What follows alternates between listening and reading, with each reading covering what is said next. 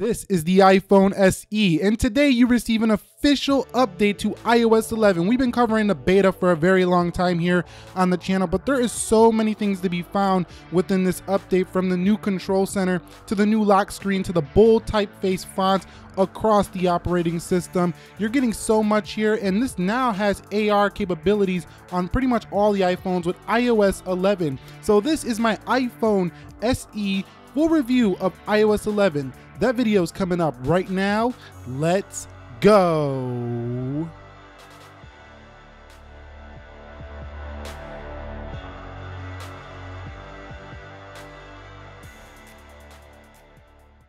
So what is up, guys? Nick here, helping you to master your technology, and the official iOS 11 is now here for your Apple iPhone SE. I'm currently running the GM build, and I do have 15A372, no A there. Now, iOS 11, 1.86 gigabytes for the download for me on my iPhone SE, but if you do it through iTunes and you're coming from a GM, it's like 2.5 gigabytes. I'm gonna show you how to install this if you are coming from a GM or a beta, but you can just pause right here to check out all of the features. There's new app store, there's new map features, way more iPad features, which really is the winner here in the iOS ecosystem is the iPad. But if you want to save some time, just scrub through this and pause and read these features if you want to know them. We're going to cover most of them here. So the lock screen presents you automatically with a bolder passcode number system, so it just looks a little bit different. Also, the clock gets a little bit smaller here on the iPhone SE, but the way you interact with the lock screen is about the same here on the official iOS 11, so no too much difference there. But once you do get into the system itself, it starts to change quite a bit here. So iOS 11, 15A372 and 2.65 gigabytes on official. I lost a little bit of space, same build number, so GM users, you probably don't even have to update this if you don't want to. But you can see the control center is one of the first things you're going to notice if you are new to iOS 11. You now have the ability to long press controls, and that gives you kind of a 3D touch like feature here for your iPhone SE. Now, you also have screen recording, which is going to be great for people who like to show tutorials and stuff they're using on their iPhone. That's going to be pretty awesome for all iOS 11 users. So going into settings, you can go to customize control in the control center settings, and you can see all of the stuff you can add there. This can be a very populated control center now here for iOS 11. So, keep that in mind. This is a very useful feature that you're now getting to use here on your iPhone with this new update here. And I think it's going to be one of the best features of the new operating system. So going into settings, we do have new wallpapers as well. Now, if you've been following the channel, you've seen the GM build. These been leaked about a week ago. These are the new wallpapers. They actually don't look quite as good, I think, as the older official versions, but hey, it is what it is, and it looks a little bit more modern, a little bit more new. Now, you do notice that you will get a file system here in iOS 11 as well. So no matter which iOS 11 device you're using, you now have the ability to use files across your system. So if you use a Mac, an iPad, an iPhone, it's going to get really good. You can also create folders here built right in to the iPhone. Now, this is a little bit limited. It's not the most robust file system. You can't do everything you can on Android. You're going to be mostly working with cloud space storage on here, but it's still going to be pretty useful nonetheless. Now, interacting with the lock screen notifications or notifications tray in general is a little bit different. You can see it's now a clear background. If you swipe to the right, you see open. If you swipe to the left, you can see view and clear. So it's definitely a little bit different than we had on iOS 10, and it's a little bit cleaned up. I think it looks a little more classy. Now, one of the main standout features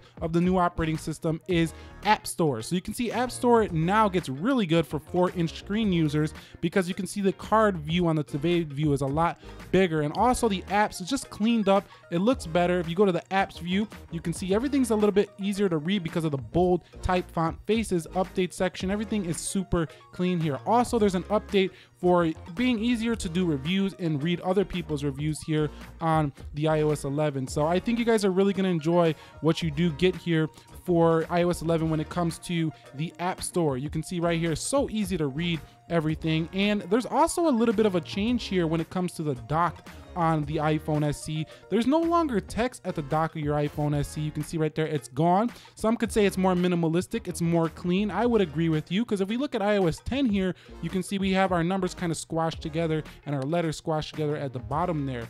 Now, utilities, we do see all these different icons. I placed them in a folder. Those are the new icon changes. not too many. But the calculator definitely looks a lot different from the past, but it's still not the most functional calculator in the world. We still don't have a history function here on that calculator. Now going down into the calendar, you can see we do have bold type font faces across the iOS 11 operating system. You can see November, December, October. It's just very much in sync. But what about the camera, you might be asking? Well, the camera gives you new filter effects and a lot of new live photo features as well. So if you do like to use live photos and you like filters, you're gonna love what you get here for your camera. But other than that, the software seems to be about the same, still functional, still a pretty great software. You still have to go to settings to change to 4K and stuff like that here. In terms of the Apple Maps application, you do have the ability to use your maps indoor malls as well as airports. So for travelers out there, you're probably really gonna like what you're getting here with Apple Maps on your iPhone SE.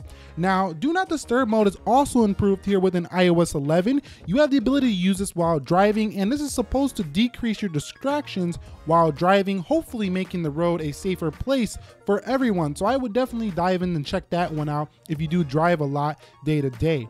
Now, Augmented Reality is now the single biggest AR platform in the world on iOS, because after today, when millions of people install this software, they're gonna have the ability to use this if they are aware of it. It's of an emerging technology, but I think it's gonna be a successful hit because it places AR in your visual field and doesn't require you to wear goggles or anything on your head.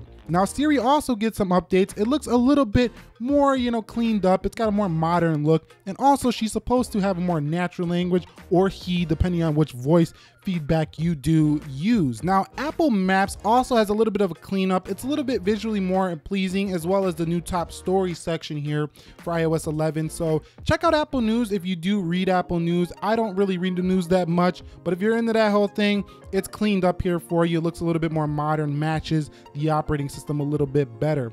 Now, Apple Music gets the ability to share music with friends as well as share playlists. So there's some cool features there if you're in Apple Music. Now, iMessage gets new apps within the iMessage itself. So you can see third-party developers can now add stickers and stuff like that to go along with the iMessage, just making iMessage a little bit more powerful than it was in iOS 10. But we don't see the Apple pay-to-pay function, which they touted at WWDC 2017. So that's rumored to come later this fall here. You might be saying, Nick, what about the performance on the SE for iOS 11? Well, you can see right here, it looks liquid smooth. I'm just going ADD on the boy right here, and you could see definitely looks very smooth in the lock screen widgets tray, as well as the camera burst mode works very good as well. And just using the operating system now is a much improved experience over what we had in the beta editions, and I think you guys are going to be just fine when it comes to using this thing day to day. Now, battery life I will talk more about later. We're going to do an all-day battery test around the city of Chicago with this thing,